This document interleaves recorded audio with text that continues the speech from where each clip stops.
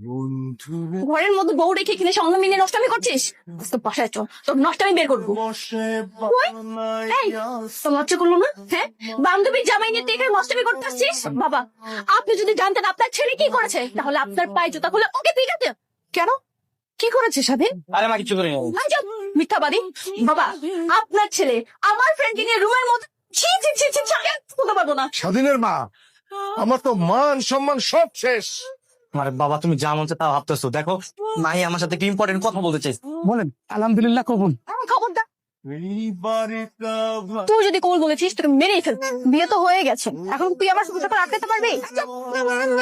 হয়ে গেছে মানে ও তো কবুল বলতেই পারেনি। শেষ পর্যন্ত বিয়েটা করেই ফেললি।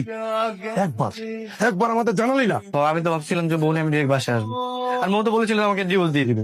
আমি যদি সময় মতো না যেতাম মা, আপনার ছেলে ঠিকই মেয়েকে বিয়ে করে ফেলতো। আরে আমি তো বিয়ে করছি, মানে অর্ধেক বিয়ে তো আমাদের হয়ে গেছে, তাই না? এই বউকে দেখে বউর বান্ধবীর হাত ধরে আসো, মানুষ দেখে তোতা পিঠা করবে। মানুষ কিছুই বলবে না, বল তুই সহ্য করতে পারছিস না।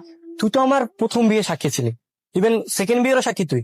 আচ্ছা তোর সাথে যে যারা আসছিল মানে সাক্ষী দিতে, ওরা কই? আরে তারা তো এখন আমার সামনে আসে না, মনে হয় ওই যে মৌ ভাবি যাদেরকে হুমকি দামকি দিয়ে এলাকা থেকে বের করে দিচ্ছে। ভাইয়া, ওই সাক্ষীগুলোকে না পেলে আমাদের বিয়েই তো সম্পূর্ণ হবে না। খাবারটা না খুব মজা হয়েছে বুঝছো, তুমি খেয়ে দেখো। দেখেন বাবা, দেখেন কত অসভ্য। হ্যাঁ, আমাকে বিয়ে করছে 1 বছর হয়ে গেল, কখনো নিজের হাতে খাইয়ে দেয়নি। এখন যে একটা মেয়ে নিয়ে আসছে, পুরোপুরি বিয়েও করেনি, ওকে কিভাবে খাইয়ে দিচ্ছে। তোর খেতে মন চাইলে তুইও খাও, আমার দিকে নজর দিচ্ছিস কেন? ও তো কি বলছো, তোমার খাইতে মন চাইলে তুমি খাও, মানে তোমার ঝগড়া করা ছাড়া মানে আর কোনো কাজ নাই, তাই না? খাবার কে আমি এই কারণে গেছি, আর ও যা মন চায় তা বানায় না বলছি। একদম চুপ, আমি যাটা বলতেছি তাই না? হ্যাঁ, আর তোমার তো তোর যে সমস্যা এটা কিছু না। বান্ধবীর স্বামীর সাথে কেন সময় কাটাতে হবে?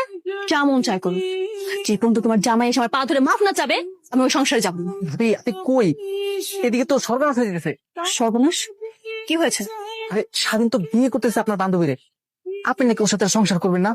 ওরা তো আজকে বিয়ে করে ফেলছে। বলেন না। আলহামদুলিল্লাহ কবুল। আলহামদুলিল্লাহ কবুল। মোহাম্মদ স্বাধীন খান, পিতা সেলিম খান, কনে মোসাম্মদ মাহি আক্তারের সাথে এই বিয়েতে কবুল করলাম।